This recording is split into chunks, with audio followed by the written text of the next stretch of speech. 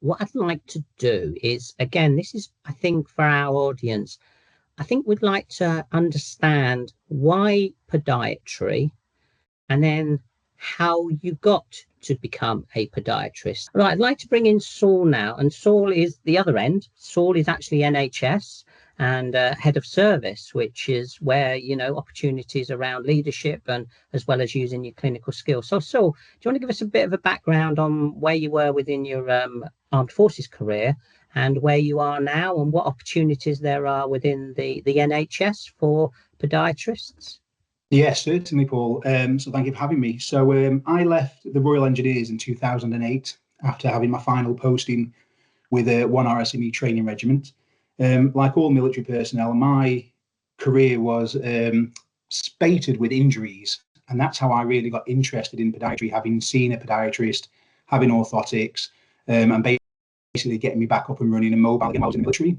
So for me, that's what really got me interested in the military. And similar to Christine, I was actually supported by the Army to do my Access to Science course. That interest for me was really around the MSK side of things for getting into podiatry. However, I very quickly realised that podiatry is a bit of a ticket to the party. So I graduated out of Salford University, and when I graduated immediately, I went straight to Singapore to work as a podiatrist and spent nearly 5 years there. And I was very lucky that I got to specialise in both MSK, sports injuries, and wound care. So I had a very broad experience. I then came back into the UK to go back to the NHS, where I worked as a diabetes research podiatrist, running clinical trials and drugs trials for people with foot problems. But simultaneously, while I was doing that, I was training to do podiatric surgery, running steroid injection clinics and high-end sports injury clinics. And that for me really did solidify the variability of what podiatry offers. But during that time, I actually got a bit more of an interest in leadership and management. So I started to pursue that simultaneously. I actually left podiatry very briefly to manage a big team of nurses, 100 plus nurses. But it was the podiatry training and my experience in training that gave me that opportunity to do other things within the NHS. I've since come back to podiatry and I'm now the professional head at Sheffield Teaching Hospitals.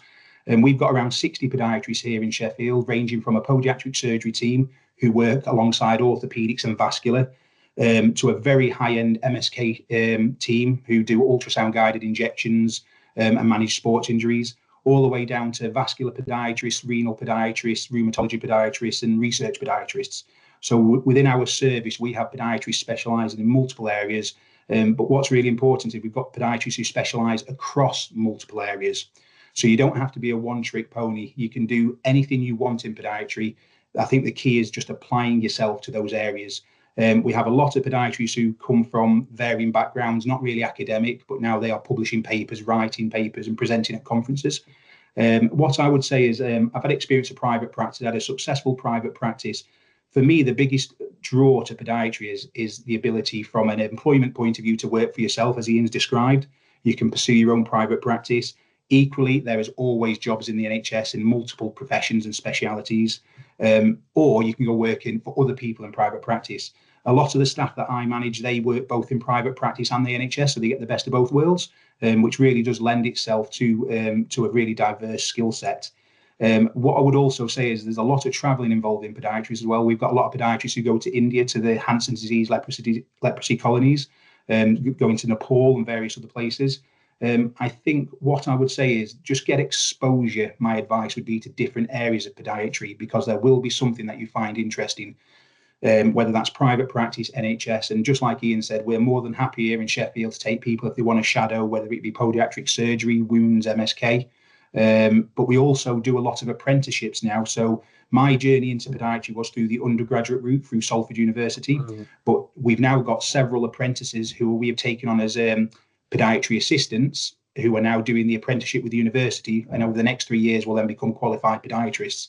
So they're getting a different route into the service, but they're getting exposure across multiple areas. So they've got a bit of a golden ticket to what they want to do when they kind of graduate.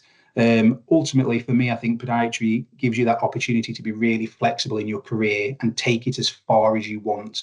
But it also allows you to diversify. My partner's a podiatrist. She joined at the same time as me. She's recently moved after 15 years of podiatry into NHS project management.